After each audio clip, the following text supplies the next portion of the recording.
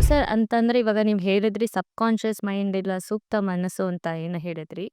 So ಈ difference ಆದ್ರೂ ಏನು ಕಾನ್ಷಿಯಸ್‌ಗೂ ಸಬ್ಕಾನ್ಷಿಯಸ್‌ಗೂ? ಕಾನ್ಷಿಯಸ್ ಅಂತ ಹೇಳಿದ್ರೆ ಯಾವಾಗಲೂ ಅನಾಲಿಟಿಕಲ್ ಆಗಿ ಯೋಚನೆ ಮಾಡ್ತಕ್ಕಂಥ ಒಂದು ವಿಚಾರ.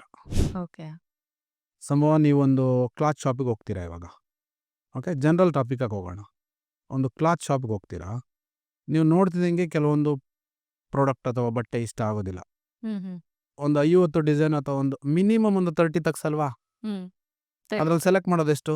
ಒಂದೋ ಎರಡೋ ಹಾ, ಇಲ್ಲಿ ಏನು ಇಂಡಿಕೇಟ್ ಮಾಡುತ್ತೆ ನಮಗದು?